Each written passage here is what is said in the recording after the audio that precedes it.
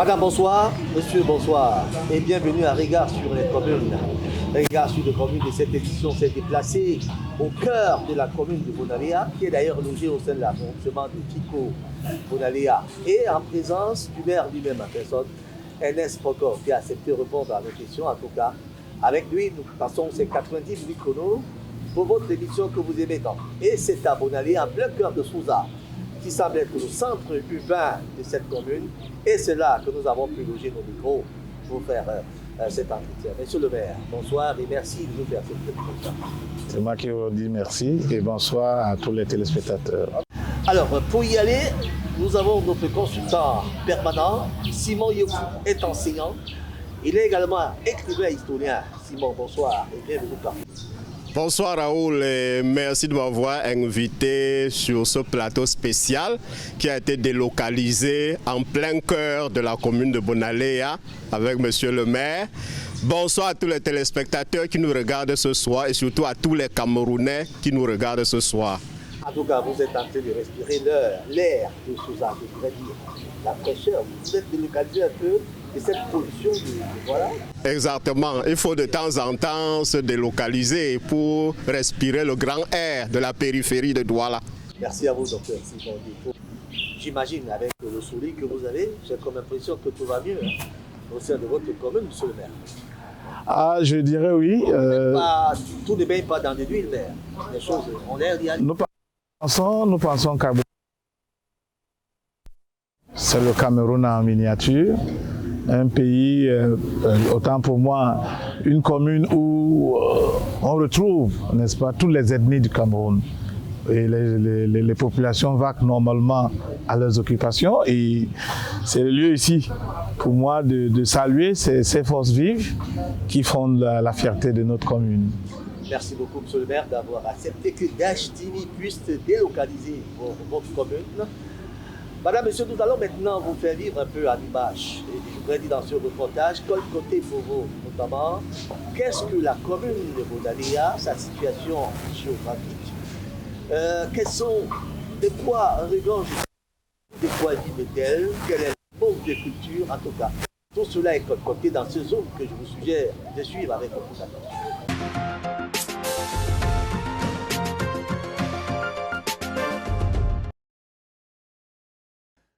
Logée dans l'arrondissement de Fico Bonaléa, la commune de Bonaléa est créée en 1995 en faveur de l'éclatement des cèdres de Dibombari. Elle est située à une trentaine de kilomètres de Douala et compte 57 villages. Elle est limitée au nord par l'arrondissement de Banga, au nord-est par une importante réserve forestière et faunique que séparent le fleuve de la Dibombe, Mpako et Mamba. Au sud et à l'est par l'arrondissement de Dibombari, à l'ouest et au nord par le fleuve Mongo. La commune de Bonaléa s'étend sur une superficie de 650 km² avec à la clé une population très entreprenante. À préciser d'ailleurs que la commune de Bonaléa est située dans la région du littoral, département du Mongo, au nord de la ville de Douala, en pays Nkon. Son ressort territorial est celui de communauté Bankon ou Abor et compte environ 75 000 habitants. Nous sommes sortis, on a beaucoup voyagé, nous les Abos. On a d'autres tribus hors d'ici. À Yabassi, nous avons traversé, on a traversé la rivière pour venir s'installer ici, nos parents, nos grands-parents, nos aïeux. Il y a encore les Barombi, qui sont de l'autre côté, qui sont nos frères. On a encore nos frères qui sont vers le Nkam. Non, nous, on voyageait. Hein. Tout le monde voyage. C'est comme tout à l'heure, là, je vais vous aussi poser la même question. Les Yaoundés sont sortis d'où? La population vit essentiellement de l'agriculture. Bon, à côté de cette agriculture, il y a du commerce. Comme vous avez marché partout, là, vous avez vu des boutiques. Il y a des artisans, les mototaximens, Il y a aussi une partie de la population qui est employée par la Socapalm et la commune. Je suis planteur à Mangamba, je plante surtout du plantain, des ignames, le pistache, le poivre blanc, comme vous voyez ici, ça c'est le plantain. Derrière il y a les ignames, il y a le poivre blanc. C'est à base de ça que nous vivons et c'est à base de ça que nous nourrissons nos enfants et nous puissions les envoyer à l'école. Ainsi, les autochtones, les Abors, se sont installés dans la zone à la fin du 19e siècle, venant de Ngouti, dans le sud-ouest. Après avoir traversé le Mungo, l'histoire nous renseigne tout de même qu'ils s'installèrent tout d'abord à Penda Mbokor, puis à Mian, avant d'investir tout l'arrondissement après une succession de conflits fonciers. Enfin, nous avons les problèmes de santé, nous avons des problèmes d'infrastructure. Il nous faut des routes, enfin les routes se dégradent en saison pluvieuse et il faut aussi penser à l'éducation, enfin un appui à l'éducation, santé, éducation et tout le reste. Ne nous appuie pas en tant que tel, parce qu'il n'y a que les employés de la commune qui émargent dans la caisse de la commune. Mais qu'à cela ne tienne, la commune fait des travaux d'intérêt général. Les Bankons, une contraction de Banaba et de Kone, sont les fils de Kone venus d'Abyssinie. Le terme Abor, qui signifie paresseux, leur a été donné par les colons allemands. Les populations qui y résident, bien avant l'arrivée des Allemands, vivent essentiellement de l'agriculture, de l'élevage, de la pêche et du petit commerce. À noter tout de même qu'aujourd'hui la commune de Bonaléa compte 25 conseillers municipaux. Elle est administrée par Ernest Pokor, aux commandes depuis 2020. Il est assisté de Madame Julienne Api, épouse Ngom Priso, et Rabelais Bongo et Ponguet, respectivement premier et deuxième adjoint au maire. Mais avant leur arrivée, 3 magistrats municipaux et leur équipe s'étaient déjà illustrés à la tête de cette commune. Il s'agit de François Ewanem Mbela, de 1996 à 2002, Nkoti François de Regretté Mémoire, de 2002 à 2015, et Belle Titi, de 2015 à 2020.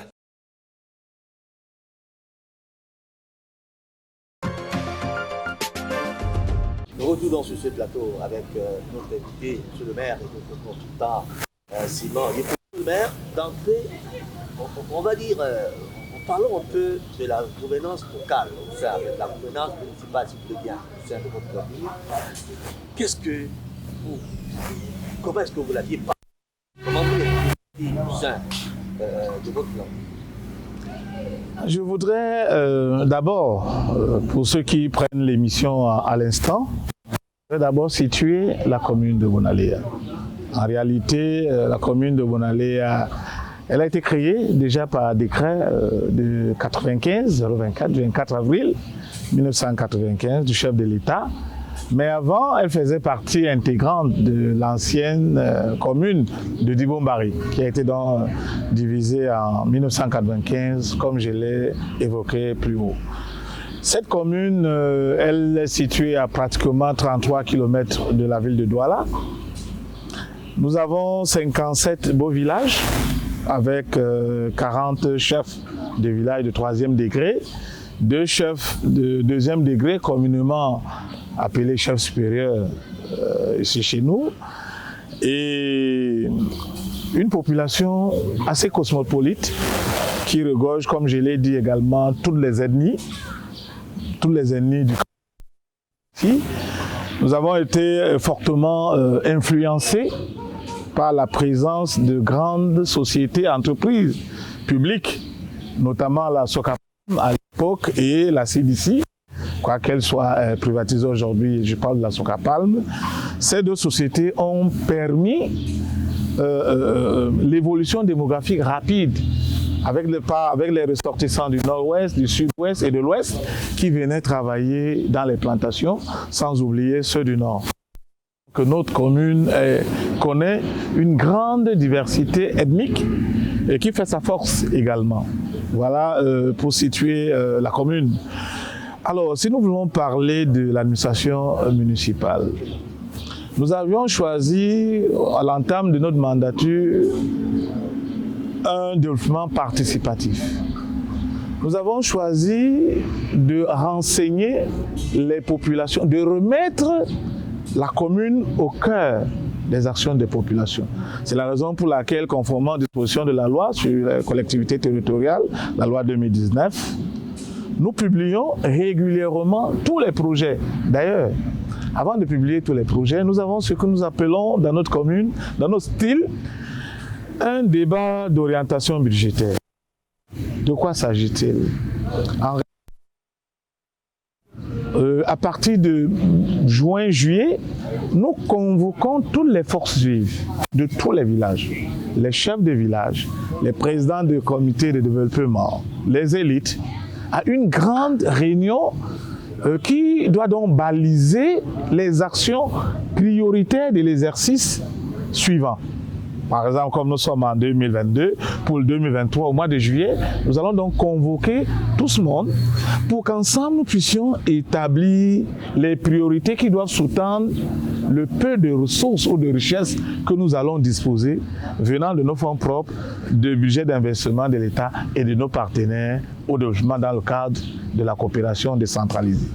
Donc, c'est autour de cela donc que nous allons retenir certains projets prioritaires qui seront rapidement maturés par le comité de maturation des projets et donc soumis pour certains au financement du budget d'investissement public en respectant bien évidemment les critères, pour d'autres soumis, n'est-ce pas, aux ressources que la commune pourra développer, que nous appelons nos ressources propres. Donc voilà cet ensemble. Donc ce qui fait en sorte que, au sortir de cette réunion, nous programmons maintenant une autre conférence des projets retenus et leur impact sur les populations. C'est la raison pour laquelle vous avez observé que en 2022, nous avons tenu de réaliser de grands projets, notamment la construction de centre de santé de Kompina, également lutter contre l'insécurité par la fourniture, n'est-ce pas, de la densification de l'éclairage public en panneaux solaires. Nous avons également pensé densifier le réseau de distribution en eau potable. C'était des projets prioritaires qui sont sortis de la conférence que nous avons appelée d'orientation budgétaire de 2021. Nous ferons le même exercice pour 2023. Donc, toutes les populations sont associées à la gestion communale parce que la commune, c'est leur affaire. Nous sommes proches des populations parce que notre mission essentielle, il faut peut-être le rappeler, c'est d'améliorer les conditions de vie des populations. Comme les besoins sont nombreux et les ressources rares, il est donc important que toutes ces populations s'associent pour identifier ensemble les projets qui sont bénéfiques à la grande masse et ils sont donc dits prioritaires et la commune les met en œuvre. Alors, Simon Yepou, Oui, on sait généralement que les relations, parlons d'alternance municipale, le maire nous parle plutôt de lui et ses populations, c'est-à-dire comment est-ce qu'il conçoit ce développement qui implique davantage l'élite locale. Mais là, au sein de la gouvernance locale, municipale même, on a comme l'impression qu'il y a très souvent cette frustration entre adjoints, secrétaire général, conseil. Oui, justement, Raoul, je voulais profiter pour poser à monsieur le maire la question, c'est-à-dire sur le plan de l'administration municipale. Dans certaines communes, il paraît que la collaboration entre monsieur le maire, élu du peuple, et certains travailleurs municipaux plutôt nommés, se passe plutôt mal. On voudrait savoir comment cela se passe dans la commune de Bonalea entre monsieur le maire élu du peuple et par exemple le receveur municipal, le secrétaire général qui sont plutôt nommés parfois sans consulter monsieur le maire, l'élu du peuple. La relation qui existe entre le personnel nommé par l'État du Cameroun et vous, le magistrat municipal, qui a un mandat de population? Je dois dire peut-être en vous surprenant que ça serait malvenu que les relations soient tendues entre l'exécutif et le personnel nommé. Parce que figurez-vous, le secrétaire général est la cheville ouvrière. Il est le principal collaborateur de l'exécutif ou du chef de l'exécutif. Comment pourrions-nous donc, nous n'avons pas, le seul objectif que nous avons, c'est de remplir les missions pour lesquelles nous avons été élus. Donc, le secrétaire général doit accompagner, doit servir, n'est-ce pas, de boussole, n'est-ce pas, à l'action de monsieur le maire sur tous les plans administratifs et gestion du personnel et patati patata. Donc, pour ma part, il ne peut pas avoir un conflit dans la mesure où le maire est un élu. Le secrétaire général passe. Vous parlez de tout ça dans l'ensemble, parce que nous connaissons des communes où il y a effectivement une crise entre... peut-être que chez vous, vous n'avez pas encore connu ça, mais nous connaissons des communes où il y a effectivement une tension. Je suis surpris de savoir qu'il puisse avoir une commune où le maire et le secrétaire général sont à couteau tiré, dans la mesure où ils ne poursuivent pas, ils doivent poursuivre le même objectif. Alors, le secrétaire général... Comment est-ce que les adjoints, les receveurs municipaux, le receveur municipal, par exemple, qui sont aussi nommés. Les adjoints et le maire doivent faire équipe. Nous devons former donc une équipe. C'est la raison pour laquelle, en début de mandature, j'ai pris un arrêté pour déléguer une partie, n'est-ce pas, des actions et de pouvoir à chacun de mes adjoints. Est-ce que ce n'est pas là le problème? Parce que les dispositions réglementaires allouent quand même un certain nombre de pouvoirs aux adjoints. Sauf qu'il y a un article qui est dans ce code, dans des tests de 2019, qui réussit à remettre en cause de même d'aujourd'hui les responsabilités aux adjoints. Est-ce que ce n'est pas vraiment là le nœud du problème? Lorsqu'un maire regarde un adjoint, il peut le prendre comme un adversaire, il dit ok, lui va se limiter à signer les actes de licence. Il voit un deuxième adjoint, il dit que non, lui-ci est mon ami, lui maintenant je lui donnerai quelque chose de mieux. Est-ce que vous n'êtes pas tenté par cela? Je ne voudrais pas donner des leçons de management à mes collègues, mais vous parlez bien d'adjoint au maire. Cela suppose qu'il y a un maire. Il y a des adjoints. Et il y a des collaborateurs au maire au rang d'adjoints qui sont également élus dans la même liste que le maire et dont le maire est le chef de l'exécutif. Il ne semble pas, en tout cas à ma connaissance, je ne sais pas s'il y a un test au Cameroun qui dit que les adjoints au maire sont même ordonnateurs, même pas délégués. Même pas délégués. Le chef de l'exécutif est l'ordonnateur de la commune. Donc, vu sous cet angle, les adjoints au maire on doit former une équipe. Et c'est la raison pour laquelle j'ai dit tout à l'heure, j'ai marqué mon étonnement de savoir pourquoi peut-il avoir des conflits entre le maire et les adjoints, entre le maire et le secrétaire général, alors que tout ce monde est embarqué dans le même navire qui est piloté par le chef de l'exécutif. Vous avez parlé du receveur municipal. Le receveur municipal, c'est le comptable public. Il a des missions qui lui sont assignées. Et ces missions, selon le principe de séparation de pouvoir entre l'ordonnateur et le comptable public, c'est clarifié. Le receveur municipal doit être le premier conseiller financier du maire. Donc, ces deux personnes doivent travailler en toute intelligence. Aucun lien de subordination n'existe entre eux, mais ils doivent travailler en toute intelligence. Je vais vous dire, j'ai eu un collègue qui m'a dit qu'il n'arrive pas à faire le plan de trésorerie parce que le receveur municipal paye les mandats selon son bon vouloir. Je lui ai dit, cher maire, c'est aussi simple. C'est le maire qui envoie les mandats chez le receveur. Dans ce cas, vous enverrez seulement les mandats. Vous ne signerez les mandats que lorsque vous voulez que ces mandats soient payés. Full stop. Il ne viendra pas dans votre bureau prendre les mandats non signés pour les payer. Il payera les mandats que vous avez envoyés. Et vous n'avez pas besoin d'arriver à ce niveau. Faites asseoir vos collaborateurs, définissez ensemble les objectifs et avancez ensemble. Alors, c'est bon. Oui, monsieur le maire, bon, parlant toujours des populations, il y a une véritable crise d'actes d'état civil sur le territoire national. Les enfants qui n'ont pas d'acte de naissance. Je ne sais pas si ce problème se pose à la commune de Bonaléa et quelles sont les mesures qui ont été prises par la mairie pour y remédier. Je dois dire que c'est un problème national, le problème d'actes de naissance. Et je pense que la réglementation encadre, n'est-ce pas, la délivrance des actes d'état civil.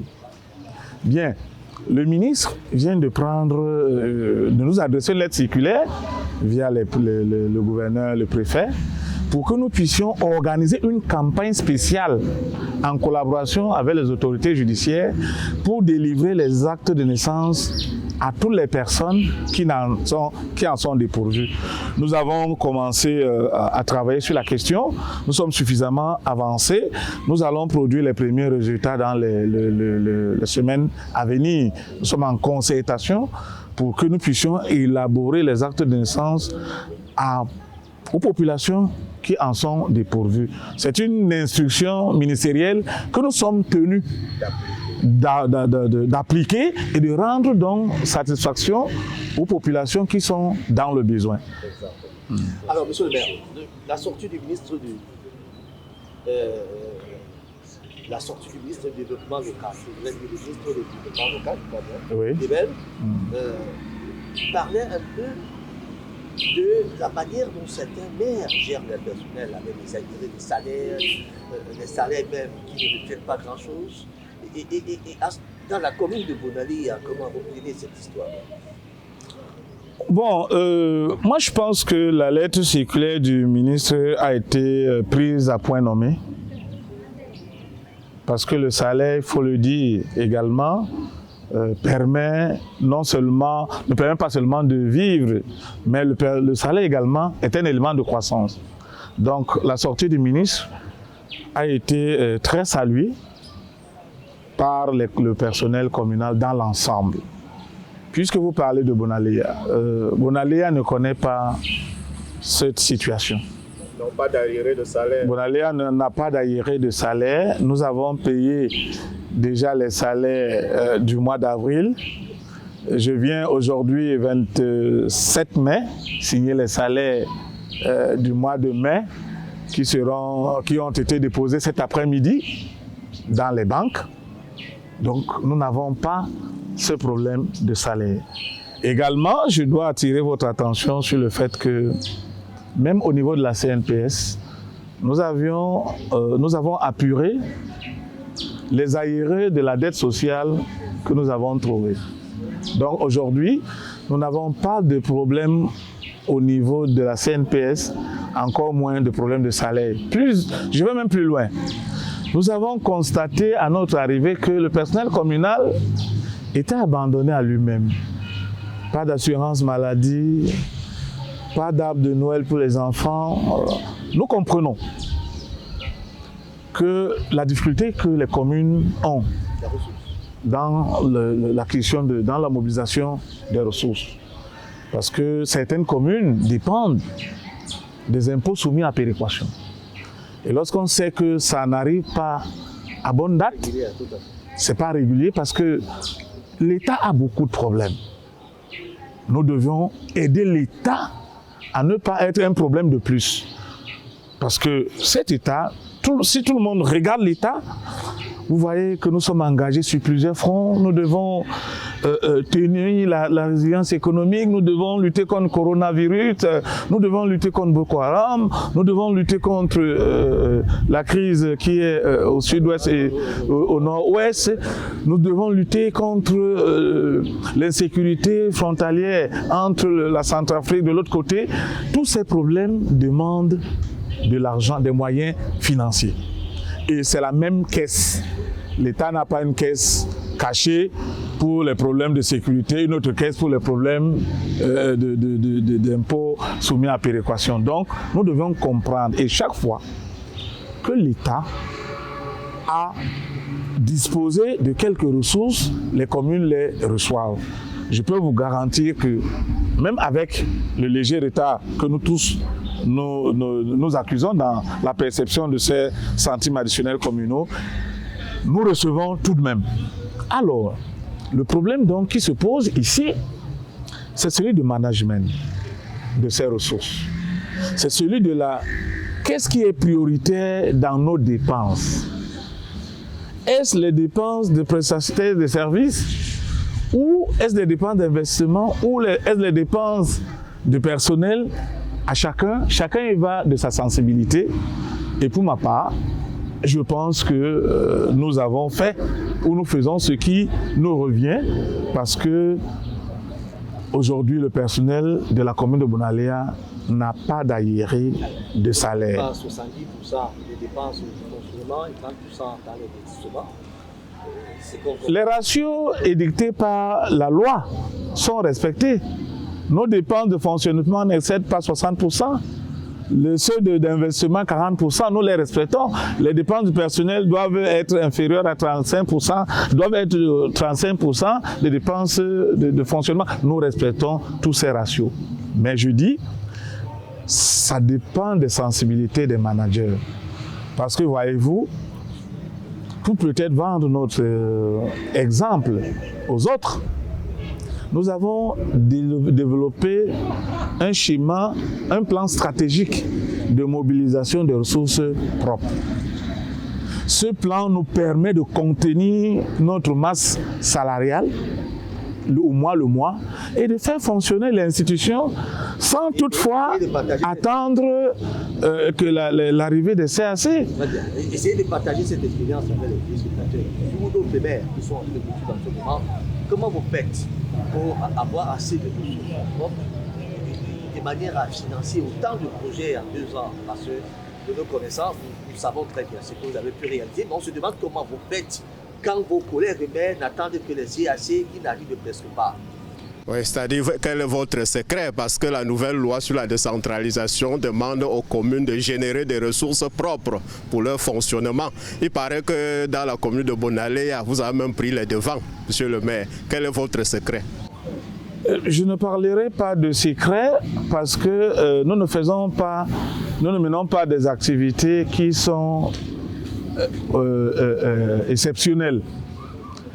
Tenez par exemple, lors de notre prise de fonction, nous avons d'abord fait l'état des lieux, le diagnostic. Et dans le diagnostic, on a observé que la commune a des boutiques communales, la commune a des espaces marchands, la commune a des marchés, la commune a certaines dispositions qu'elle peut exploiter.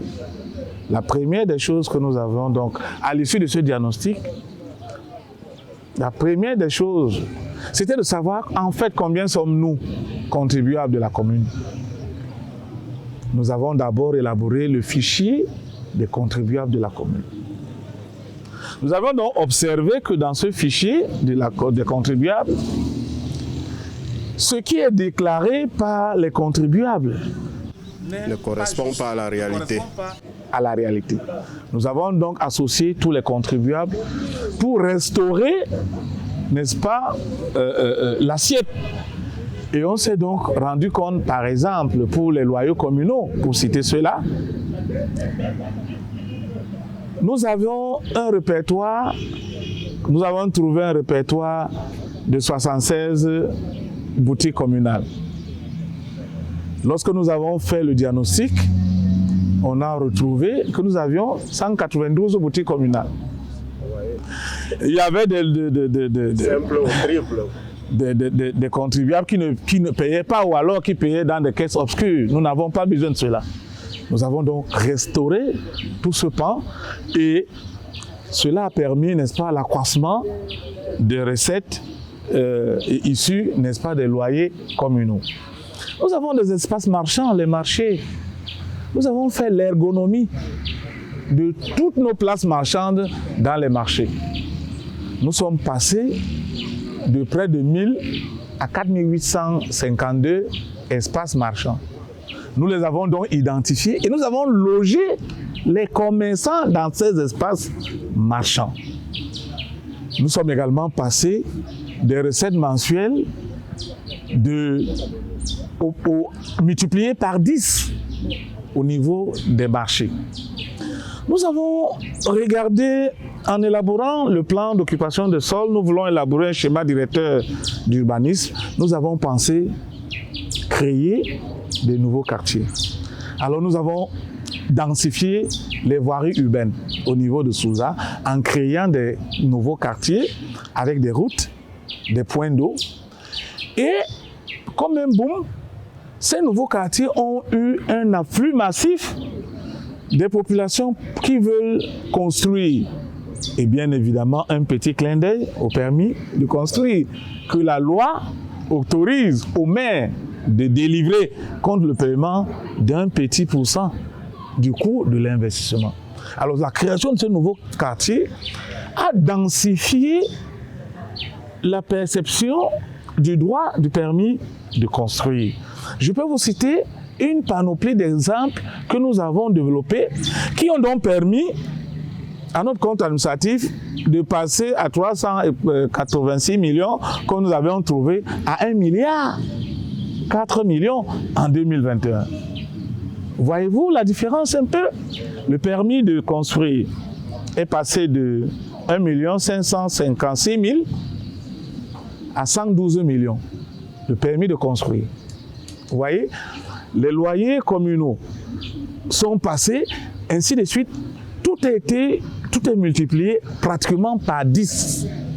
Donc, ça nous permet donc, tout naturellement, de pouvoir prendre en charge notre fonctionnement normal. Doit être autosuffisante pratiquement. Nous ne pouvons pas être autosuffisants parce que nous attendons, nos projets sont également assis sur les impôts soumis à péréquation que nous attendons comme tout le monde d'ailleurs. Mais nous-mêmes en interne, nous avons développé des politiques qui ont permis d'accroître nos ressources propres, qui nous permettent donc de réaliser également, vous avez vu, la case communautaire de Souza. Ce chef-d'œuvre a été réalisé sur fonds propres. Nous avons construit une école maternelle en Bondio sur fonds propres. Nous avons construit des salles de classe sur fonds propres. Nous avons mis des mineurs d'adduction d'eau un peu partout sur fonds propres. Nous avons quand même pu développer 656 millions de recettes sur fonds propres. Voulez-vous que je vous dise? Les CAC que nous attendions tournent autour de 240 millions l'an. Et avec nos prêts que nous avons, généralement, des petites retenues sont opérées à la source, nous recevons dans les 44 millions. Si c'est les 44 millions dont il faut attendre après 6 mois, on ne fera rien, bien évidemment. On peut penser que la commune de Bonalé a beaucoup de chance avec ces industriels qui sont également notamment la Socapa. Oui, je dirais que nous ne pouvons pas cracher dessus. La loi autorise un certain nombre de prélèvements, notamment la retenue de base, qui est généralement reversée à la collectivité territoriale. Est-ce que c'est effectivement reversé, monsieur le maire? Puisqu'il y a certaines localités où ces grandes sociétés ne versent pas toujours ce qu'elles doivent verser aux communes, aux municipalités. Je dois vous dire que le Cameroun dispose d'une ressource humaine de qualité, aussi bien au niveau de la fonction publique que dans certaines entreprises. C'est pour vous dire que le système qui est mis en place aujourd'hui permet, avec efficacité d'ailleurs, nous sommes en train de suivre la réforme, la nouvelle réforme comptable des finances publiques qui est en cours et qui va, à court terme là, nous conduire à l'unicité de la caisse où directement nous allons opérer avec le compte unique de trésor, avec les sous-comptes logés au niveau de la BEAC, où le comptable public aura directement accès à ces ressources. Je dois vous dire que les fonctionnaires, nos fonctionnaires travaillent pour la plupart et nous avons de bonnes têtes à tous les niveaux. Donc, le schéma prévu par la loi, en ce qui nous concerne, je ne sais pas pour les autres, est respecté. C'est la mobilisation qui peut faire problème. Comme je vous ai dit tout à l'heure, parce que même quand on reçoit ces fonds-là, ils sont logés où? Au Trésor. Le Trésor, c'est la caisse unique de l'État. Il y a beaucoup de priorités. Nous ne sommes pas la priorité des priorités.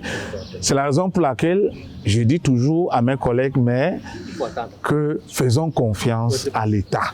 L'État sait que nous sommes là. Quand vous demandez 10% parfois pour récupérer ces argents-là, je connais un maire qui m'a dit, mais Raoul, moi je ne peux pas donner 10% pour prendre l'argent qui te revient. Bon, je ne sais pas quelle est la nature des relations. Quelle est la nature des relations que les maires ont avec les TPG, mais en ce qui me concerne, c'est des rares cas. Ce n'est jamais arrivé chez vous. Je n'ai pas souvenance qu'il me soit exigé. Bon, vraiment, pour aller prendre cette histoire-là très vite, comme les gens l'avaient dit, tout ça, allons leur donner ça rapidement. Non, je n'ai pas. Moi, je dépends d'un Consamba, je ne sais pas pour les autres. En Consamba, je n'ai pas souvenance qu'il m'ait été exigé d'un versement d'une somme pour récupérer les fonds qui nous ont été envoyés. Je n'ai pas souvenance. Peut-être ailleurs, je ne peux pas dire que si ça n'existe pas et si ça n'existe pas là, nos parents avaient l'habitude de nous dire tout ce qui a un nom existe. Donc, en ce qui me concerne, je dépends d'un Consamba. J'ai les relations entre la commune de Bounalea et les services financiers du département, à mon avis, sont sans nuage. Quand il y a la disponibilité, on fait la demande. On nous dit, veuillez attendre. On attend de fois 3 semaines, 1 mois. Et après, un jour, on nous appelle que bon, vous pouvez venir passer. Donc, c'est cette réaction. On va prendre encore cet autre reportage qui évoque maintenant la gouvernance municipale de 2020 à 2022. Le maire a parlé déjà de quelques projets qui ont été déjà réalisés au sein de sa municipalité. On va découvrir tout cela dans ce reportage que nous avons.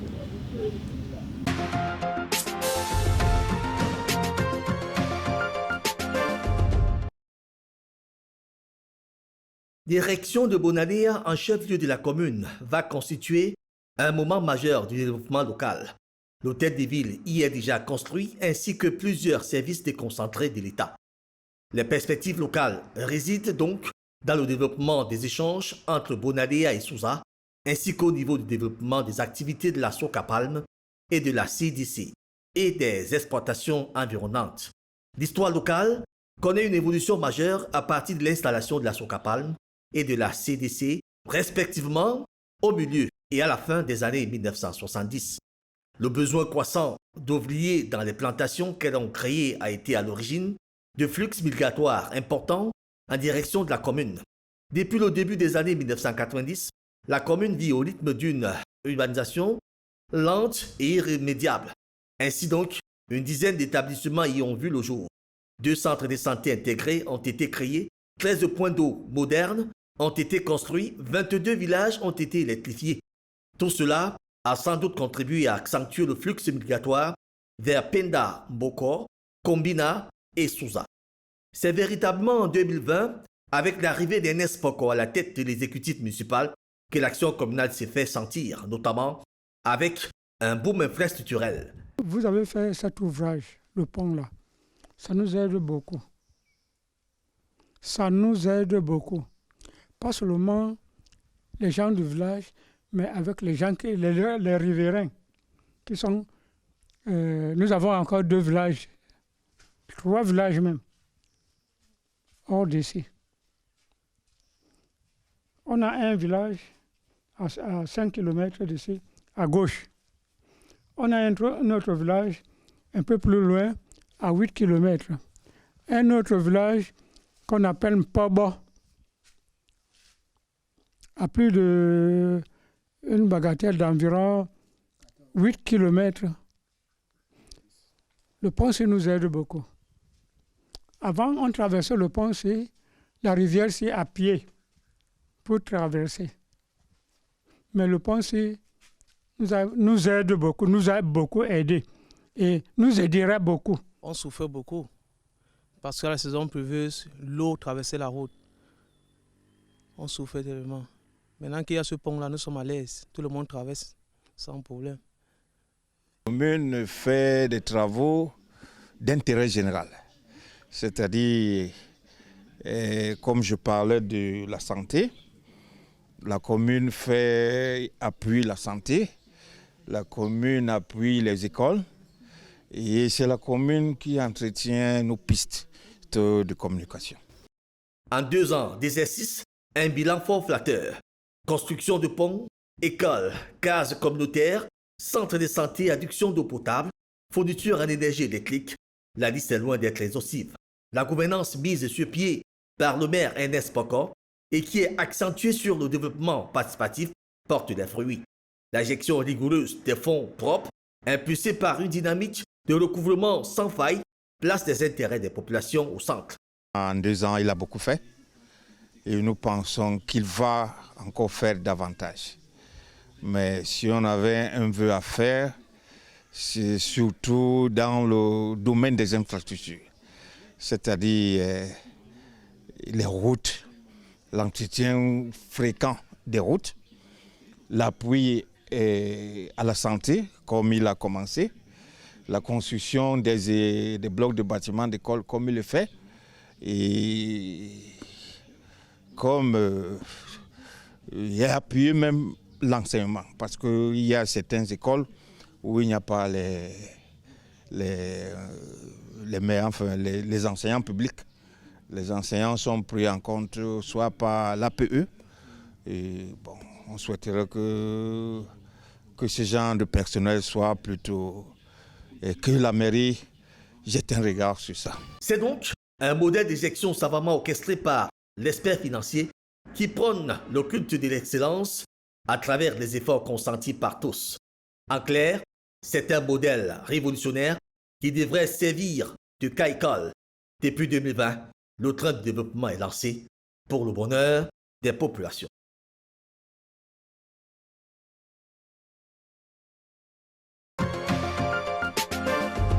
Merci à la réalisation pour cet écran qui nous vient de voir de la commune de Bonaléa et de Simon Guépou. Oui, je voulais demander à monsieur le maire, bon, c'est comme si tout baigne dans l'huile dans la commune de Bonaléa, mais je voulais demander par rapport au FEICOM, quelles sont les relations que la commune de Bonaléa entretient avec le FEICOM? Est-ce que la commune est endettée auprès du FEICOM? Et si oui, quels sont les projets qui ont été réalisés par les fonds reçus du FEICOM? Merci. Déjà, je dois dire que le FEICOM, c'est la banque des communes. À la prise de notre fonction, au début de notre mandature, nous avons trouvé que nos prédécesseurs s'étaient endettés auprès du FEICOM pour construire l'hôtel de ville. On continue encore aujourd'hui à payer, à rembourser les traites voilà. Nous avons également trouvé que nos prédécesseurs avaient pris des emprunts pour faire certains projets.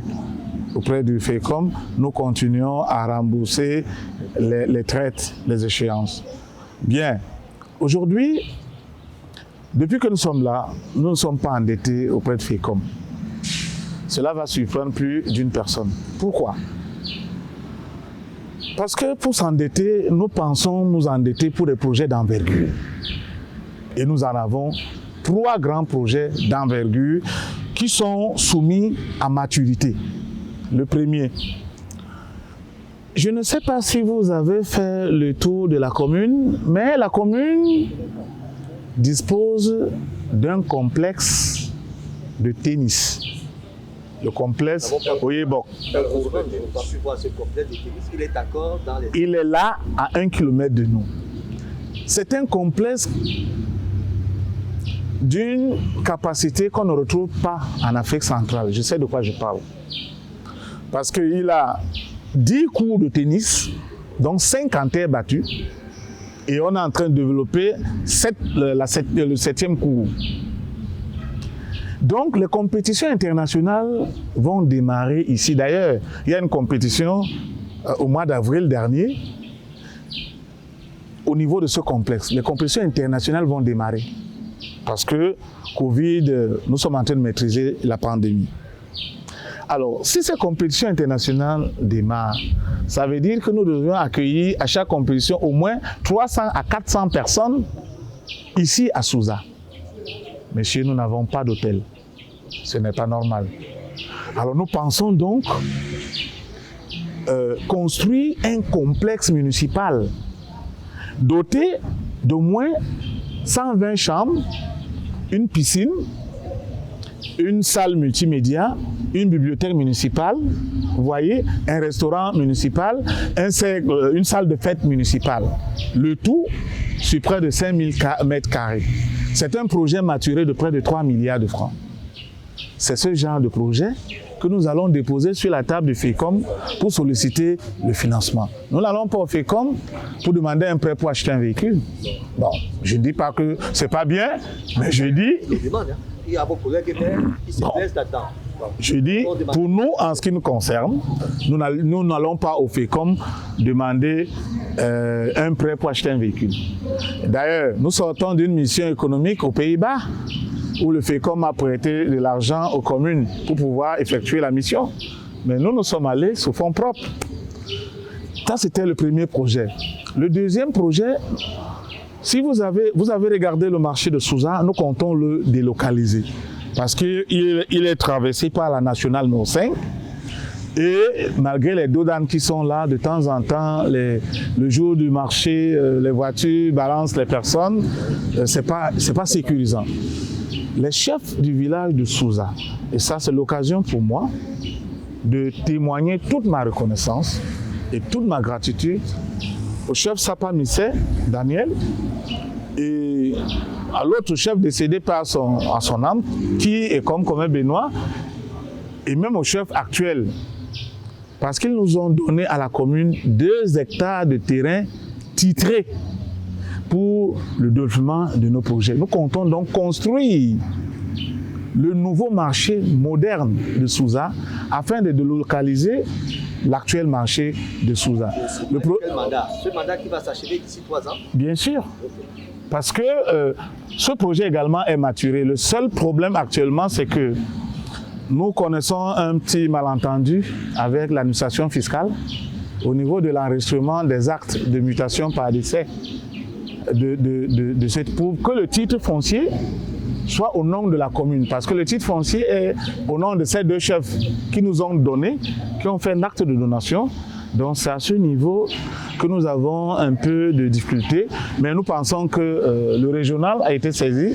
Il est en train de favoriser que ce dossier soit bouclé dans de meilleurs délais. Une fois le titre foncier disponible, je voulais vous rappeler que nous avons déjà fait toutes les études. Les études d'impact ont été réalisées, les études architecturales, tout le dossier est bouclé. Il ne reste que le titre foncier. C'est 1,7 milliard. Le troisième dossier qui vient également d'être bouclé et qui n'attend qu'une seule pièce, c'est celui de l'acquisition des engins. Vous avez sillonné la commune, nous avons beaucoup de routes en terre et qui nécessitent l'entretien régulier parce que nous avons dit au début de notre mandat que nous allons relier tous les villages de la commune entre eux en créant des routes praticables aussi bien en saison de pluie qu'en saison sèche. Donc, le conseil municipal vient de valider l'acquisition des engins. Il nous reste maintenant à saisir le Premier ministre, chef du gouvernement, pour qu'il puisse autoriser l'acquisition de ces engins. Donc tous ces 3 dossiers, une fois prêts, nous allons donc établir une priorité et solliciter du FECOM le financement, que ce soit du nouveau marché pour 1,7 milliard ou le complexe municipal pour 3 milliards. Tous ces projets sont générateurs de revenus. Et le dernier projet, comme j'ai annoncé, c'est l'acquisition des engins pour améliorer la mobilité, on peut dire urbaine, entre les villages. Donc voilà les projets, ce n'est pas que nous n'allons pas au FECOM, mais nous sommes en train de nous préparer pour y aller. Et j'ai même touché mot au directeur général du FECOM. Très bien. Monsieur le maire, vous parlez tout à l'heure d'animation. Parlons un peu d'animation culturelle au sein de votre commune. vous avez une jeunesse de moins de 30 ans qui semble être majoritaire au sein de votre gouvernement. Comment est-ce que vous les outillez dans ce domaine de l'animation culturelle, l'animation sportive? Vous n'attendez que des vacances pour des championnats. Et comment est-ce que vous gérez cela? Parce que là, au moins, le sport peut stimuler aussi cette jeunesse à aller un peu plus là-bas. Il y a des talents à découvrir. Bien. Je ne voudrais pas vous surprendre, mais je voulais juste dire que j'ai convoqué tous les présidents des mouvements des jeunes pour que nous nous asseyions autour d'une table, pour qu'ils puissent définir quelles sont leurs attentes. Et au regard de leurs attentes, que l'exécutif puisse également communiquer. Vous savez, nous sommes dans une relation purement économique. Et quand on était plus jeune, dans les ouvrages, on dit que les besoins sont immenses, mais les ressources sont très peu. Donc, il faut prioriser, n'est-ce pas, les projets. Donc, les jeunes, nous sommes en pourparlers. De ce côté animation culturelle, bon, les jeunes sont beaucoup plus portés certains vers la culture. Et vous avez vu récemment, l'année dernière, nous avons soutenu l'organisation d'un grand événement culturel. Nous venons, le 11 février dernier, soutenir un autre événement culturel qui concerne Kone et Lombe, c'est-à-dire l'histoire du peuple Bankoun. Donc, nous apportons dans notre appui nécessaire au mouvement des jeunes pour l'émergence aussi bien des talents. Je dois également vous dire que la particularité de nos jeunes, ce n'est pas seulement le sport. Aujourd'hui, nous avons des jeunes qui sont des génies et qu'il faut encadrer. Donc, nous sommes dans ce vaste mouvement, cette dynamique, pour que nous puissions ensemble choisir ce qu'il y a lieu de faire avec les jeunes pour pouvoir faire éclore, émerger nos remplaçants de demain. Ok, c'est une bonne chose. Cela veut dire que les grands problèmes, c'est-à-dire le chômage des jeunes, l'oisiveté, qui donne souvent lieu à des débordements, au problème d'insécurité, ne se posent pas gravement dans la commune de Bonaléa, monsieur le maire. Oui, ça se pose. Le chômage est une gangrène mondiale. Est-ce qu'il y a un pays dans le monde entier où il n'y a pas le chômage? Il n'y en a pas.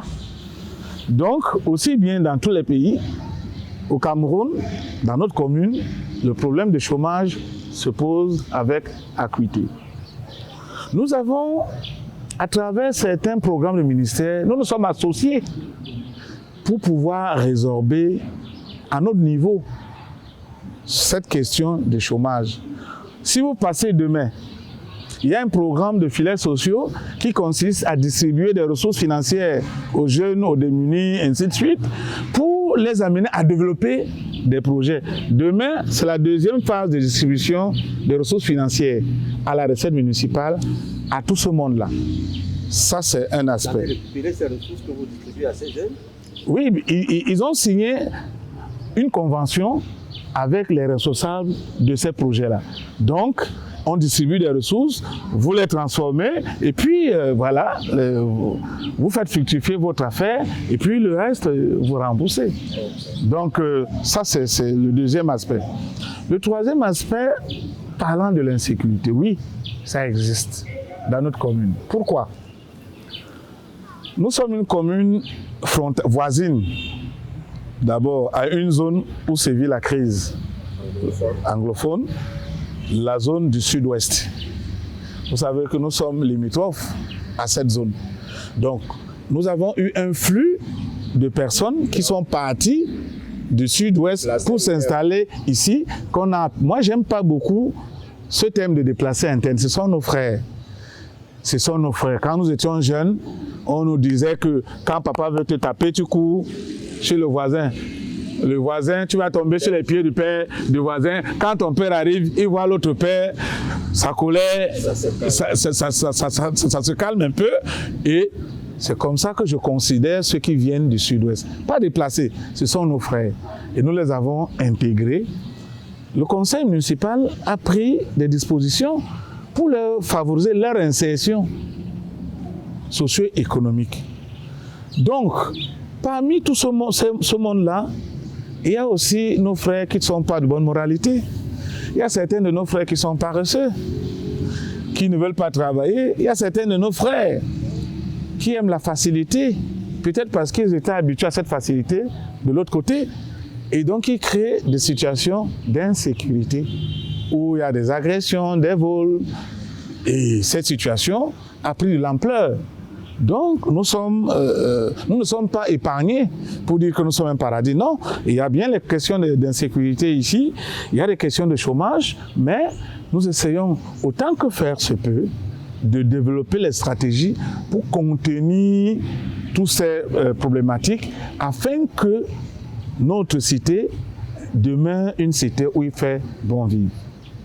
On va peut-être, avant de poursuivre, marquer ce troisième arrêt, qui cette fois-ci va parfaitement illustrer le potentiel économique de la commune de Bonaléa. Bonaléa, une commune, il faut le dire, en majorité rurale, monsieur le maire, c'est pas oui. La majeure partie de votre espace est réservée à ce qu'on appelait à l'antan l'agriculture. C'est ça qu'on va dire. Oui. Les gens qui vivent dans la voie, on le dit ainsi, mais en fait, nous allons donc vivre avec ça, avec beaucoup d'attention, ce potentiel économique de la commune de Bonaléa, et nous revenons pour les commentaires.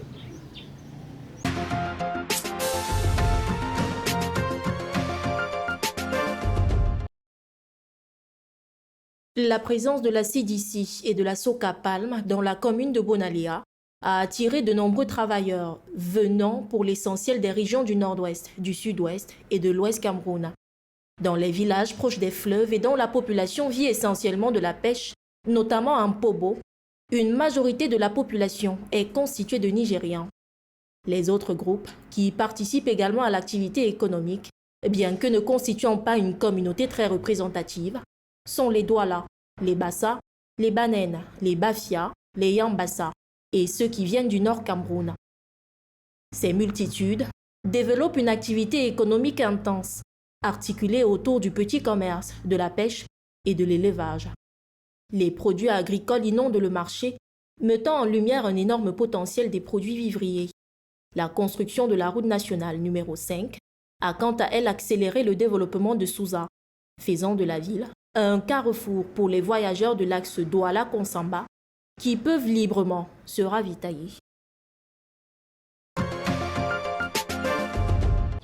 Retour donc sur ce plateau de Solmaï, on va dire c'est peut-être une bénédiction pour vous d'avoir un espace où on peut cultiver et avoir des bons produits qui sortent. Et à côté, vous avez des industriels qui apportent un appui considérable à vos ressources. On va dire que votre économie n'est pas des moindres de même. Je pense humblement que nous avons reçu de la nature des faveurs. Nos terres sont très fertiles. Et c'est la raison pour laquelle le palmier à huile se cultive ici. Les cultures, d'ailleurs, nous sommes un grenier de la ville de Douala.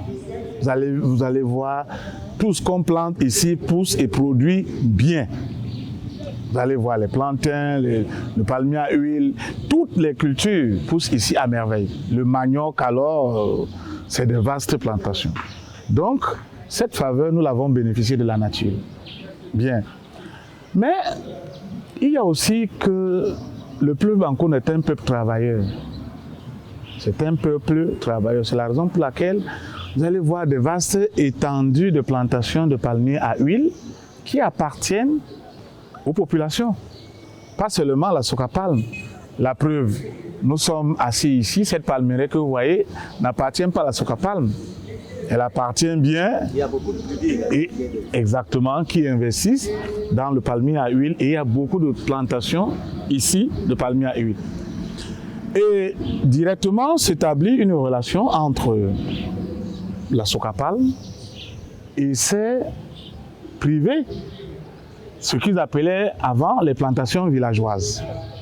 Donc ces planteurs déversent dans leur production à la Soca Palm contre paiement de cela.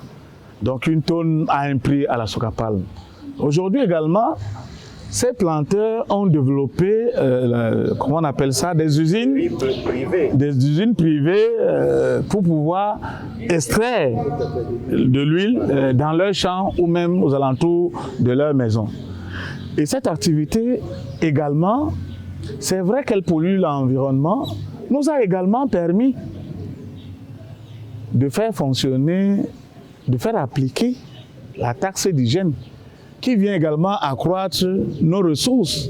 Donc nous encadrons ces planteurs, nous les encourageons. Également, au-delà de livrer leur production à la Socapalm, d'en insère aussi pour le marché local, ce qui nous permet également de leur adresser une petite facture sur la taxe d'hygiène et salubrité, ce qui améliore un tant soit peu encore nos ressources propres. Donc voilà à peu près. Voilà. Bon, je voulais. La ville de Souza est généralement considérée comme la banlieue de Douala. Il y a des mouvements de population entre Douala et Souza et vice-versa. Je voudrais demander quelle est la stratégie de monsieur le maire pour faciliter l'installation des habitants de Douala, ceux qui habitent Douala, c'est-à-dire accueillir des propriétés pour s'installer à Souza et travailler à Douala. Donc je ne sais pas si cela existe dans la commune. Des choses de ce genre-là qui peuvent accueillir des fonctionnaires qui peuvent habiter Souza pour travailler à Douala aussi en dedans.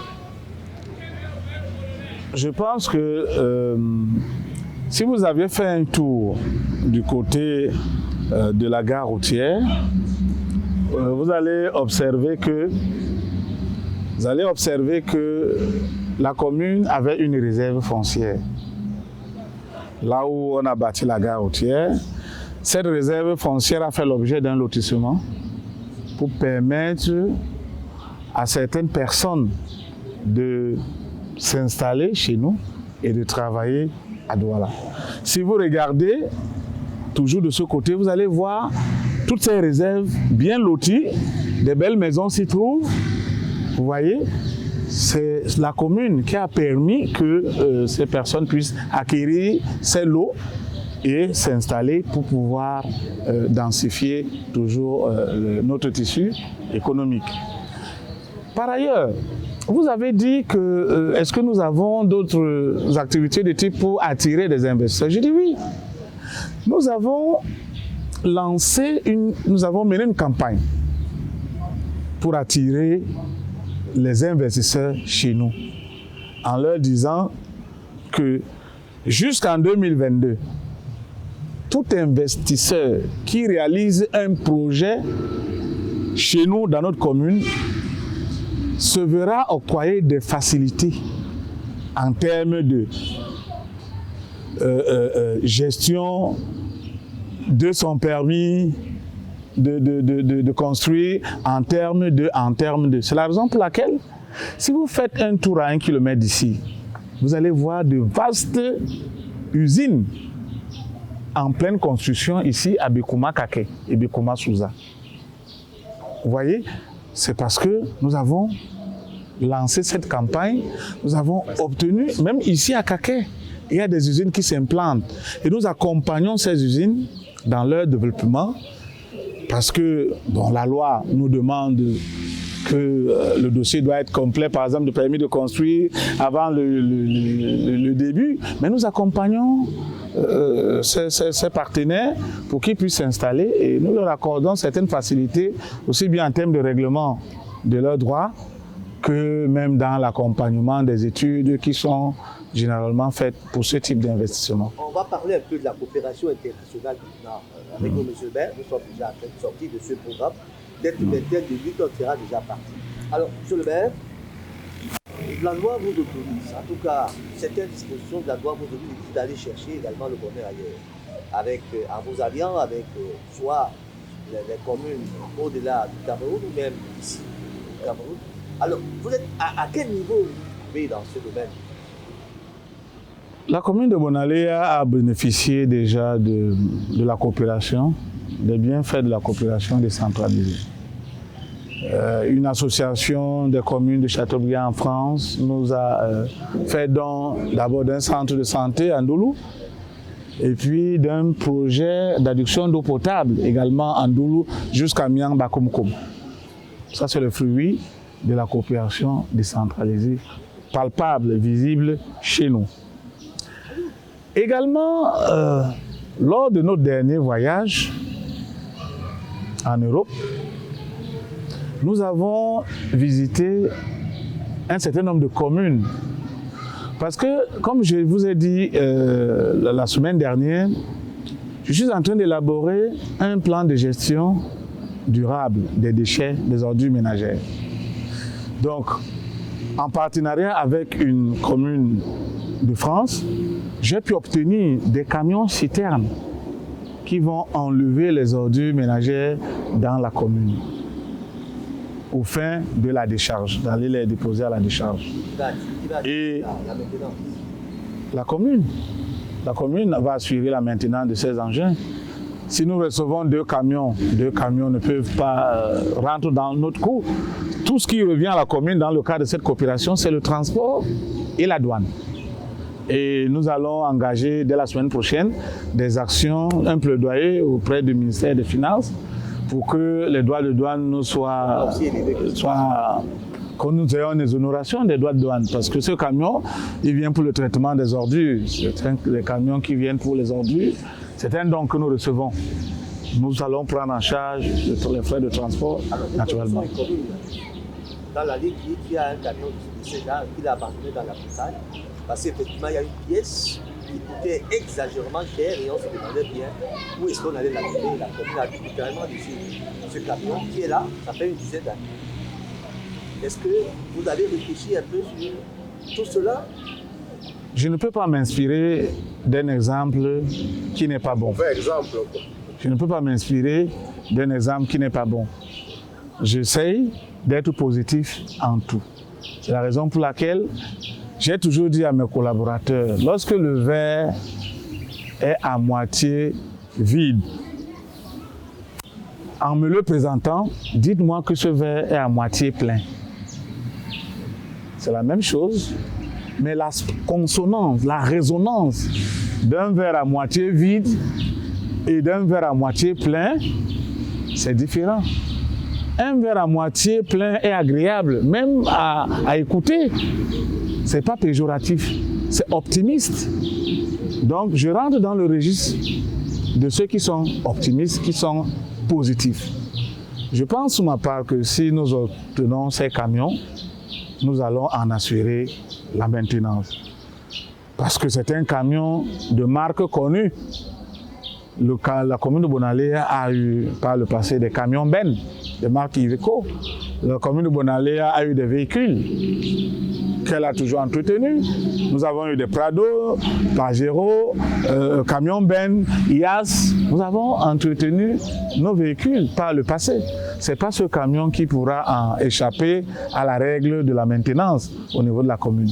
Donc, j'aime copier ce qui est bon. Vous voyez, aujourd'hui, nous sommes également inspirés. Et ça, c'est peut-être une occasion de faire un clin d'œil à Madame la ministre de l'Habitat, du développement urbain et de l'Habitat.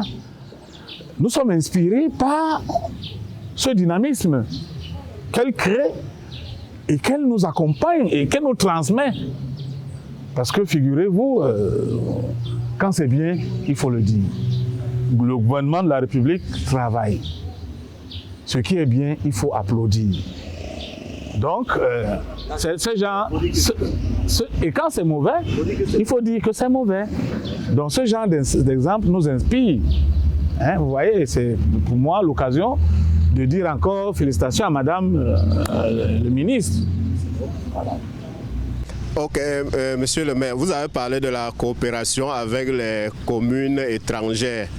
Bon, comment se déroule la coopération avec les communes du Cameroun? Puisque nous avons entendu parler d'une association regroupant les maires du Cameroun qui avait des difficultés à fonctionner une fois, ou bien même à un moment donné, il y avait peut-être des associations concurrentes.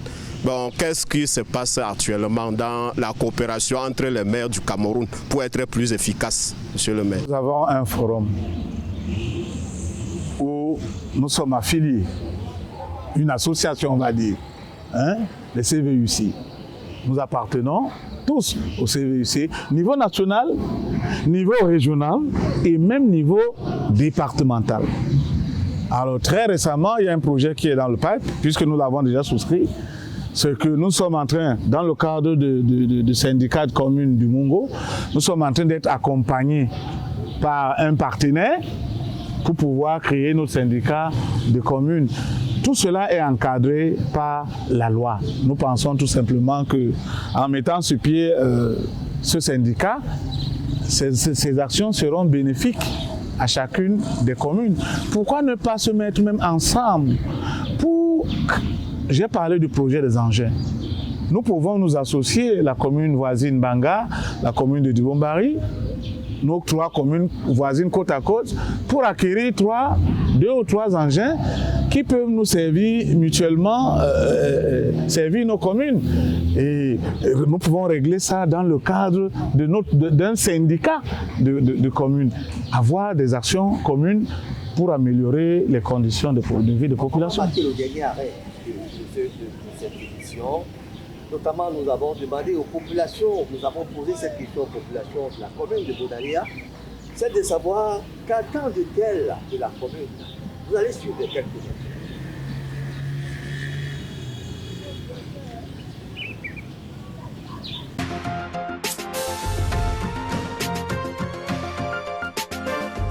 Dans le domaine des infrastructures, c'est-à-dire les routes, l'entretien fréquent des routes, l'appui à la santé, comme il a commencé, la construction des blocs de bâtiments d'école, comme il le fait, et comme il a appuyé même l'enseignement, parce qu'il y a certaines écoles où il n'y a pas les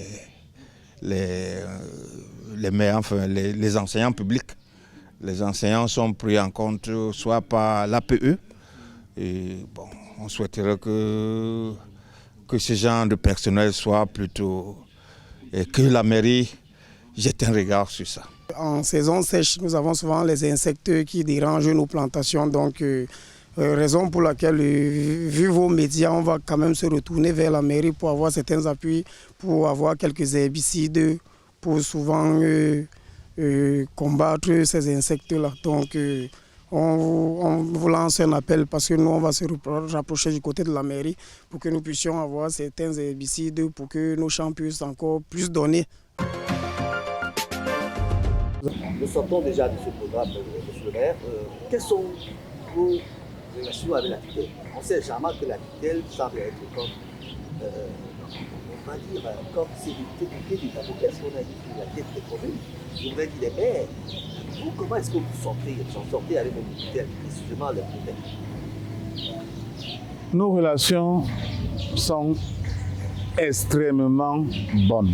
Quand on dit que les relations sont extrêmement bonnes, je dis bien, nos relations sont extrêmement bonnes, professionnelles. La tutelle a son rôle à jouer et il est tout bénéfique pour les communes. La tutelle a son rôle d'appui conseil. Peut-être je ne me suis pas présenté. Il y en a qui extrapolent un peu. Peut-être je ne me suis pas présenté. Je suis également un expert en finances publiques. Donc, s'agissant de la question de la finance publique, je suis informé régulièrement aussi bien des procédures, tout ce qui concerne la finance publique. Mais il n'est pas exclu que la tutelle m'appuie également en termes de conseil. Donc la tutelle a son rôle à jouer et nos relations sont bonnes puisque nous poursuivons le même objectif, celui d'améliorer les conditions de vie des populations, que ce soit le préfet, que ce soit le sous-préfet. Nous concourons tous à permettre que notre arrondissement navigue dans des eaux calmes, donc nous sommes dans une relation intelligente avec l'autorité administrative, l'autorité municipale, les forces de maintien de l'ordre. Avec la tutelle au niveau du département, nous devions être en toute intelligence pour maintenir, n'est-ce pas, notre arrondissement ou notre commune dans des eaux calmes et paisibles où chacun se sent à l'aise. Donc, c'est la raison pour laquelle je dis, je suis surpris de savoir qu'il y a des relations tendues entre des personnes en ce qui concerne la gestion des municipalités. On a parlé au début des relations entre les maires et les SG tendues. Moi, je ne connais pas ça. La relation entre maire et receveur municipal. La chance ou la malchance d'avoir un peut-être groupement qui vous dit que bon, ok, pour que je vienne à votre conseil municipal, vraiment mon carburant, habituellement, vous donnez 100 000. Je n'ai pas besoin de ces 100 000 habitants. Je vais 500 000 parce que votre commune produit déjà énormément. Vous n'avez pas connaissance de ce genre de choses à Bonalia. Pourtant, elle existe. Je pense que la loi encadre les indemnités des organes délibérants, les indemnités des invités, des experts invités, que ce soit les indemnités des commissions. Quand on fait le conseil, on invite la tutelle. Et elle sait ce qu'elle doit avoir. Elle sait ce que les textes ont prévu. Il n'y a pas de débat là-dessus. Quand on invite un expert au conseil, la loi a prévu en fonction de notre compte administratif quel est le montant de l'indemnité auquel il a droit. Nous ne créons rien. Nous respectons cela. Et nous invitons donc la tutelle. Si elle dit qu'elle ne vient pas au conseil, moi je ne sais pas. Peut-être comme représentant, bien vous avoir le premier adjoint au deuxième adjoint général, comme représentant. Il ne me revient pas de préciser que c'est le maire qui préside le conseil. Mais ce sont les textes qui le prévoient et qui le disent.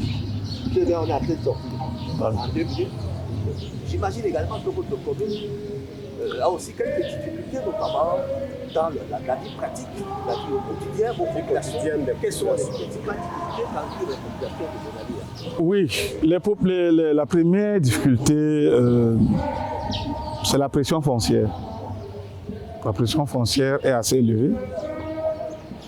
Maintenant, au niveau des populations, comme je l'ai dit tout à l'heure, dans le plan d'aménagement ou de création ou de facilitation de la mobilité urbaine, la commune est très vaste et certains villages sont encore difficiles d'accès, malgré les efforts que nous faisons pour dégager les voies d'accès. C'est l'une des difficultés aujourd'hui que nous avons et c'est la raison pour laquelle nous avons maturé le projet d'acquisition des engins pour pouvoir au quotidien, tous les jours, travailler sur cette question. L'autre grande difficulté, comme nous avons évoqué, c'est les questions de sécurité. Parce que je vous ai expliqué que beaucoup de nos frères sont venus du nord-ouest, du sud-ouest et sont ici. Et tous ne sont pas de bonne moralité, il faut le dire. Donc on y trouve des brebis galeuses qui créent de l'insécurité également. Il ne faut pas seulement penser que c'est seulement eux. Même nos enfants aussi se trouvent dans ces combinaisons de foi. La quatrième difficulté majeure, celle-là, elle a été portée à l'attention des autorités, c'est le nombre d'habitants de notre commune. Et c'est une de nos difficultés majeures. Voyez-vous, quand on a scindé l'arrondissement de Dibombari en créant 2 communes et en créant notre arrondissement, autant pour moi, et notre commune, la population de notre commune a été réduite à une portion qui lui permettait d'avoir un conseil municipal. On nous a dit que nous avons une population de 25 000 habitants. 25 018 habitants. Monsieur le journaliste, peut-on avoir une population de 25 018 habitants Alors que la carte scolaire affiche près de 27 000 élèves. Alors que le fichier électoral, les votants, ceux qui ont dépassé 20 ans, on est près de 18 000. Vous vous rendez bien compte que nous ne pouvons pas être 25 000 âmes. Le recensement qu'il y a eu avec que ce soit Bunec et PNDP, tout le monde, ils nous ont dit qu'on était à 80 000 âmes. Or, nous avons saisi l'administration depuis pour qu'on revalorise cette prise en compte de notre population. Parce qu'effectivement, ça joue. Ça joue aussi bien même sur les CAC, ça joue aussi bien au niveau de la répartition du droit d'assise spécial qui tient compte de la population.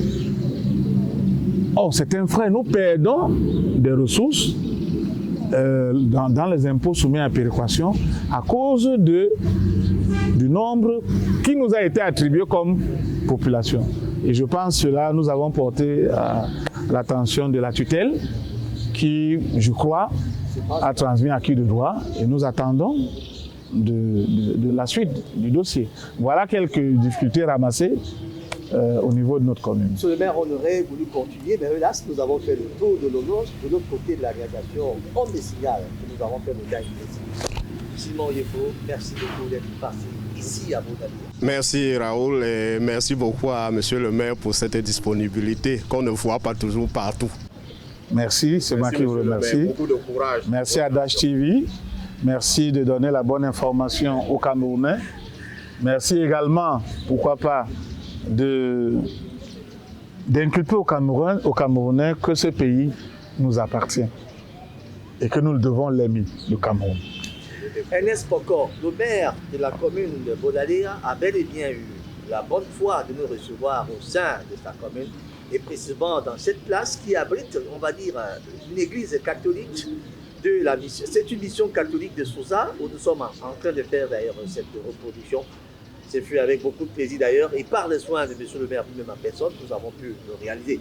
Voilà monsieur, merci de votre aimable attention. Nous allons dire merci à toute cette équipe technique qui ont travaillé pour la mise à l'équipe de cette émission. D'ailleurs, une fois par mois, nous allons vous promettre d'aller nous balader dans une commune pour vous permettre de toucher de voir exactement les réalités qui vivent dans cette commune.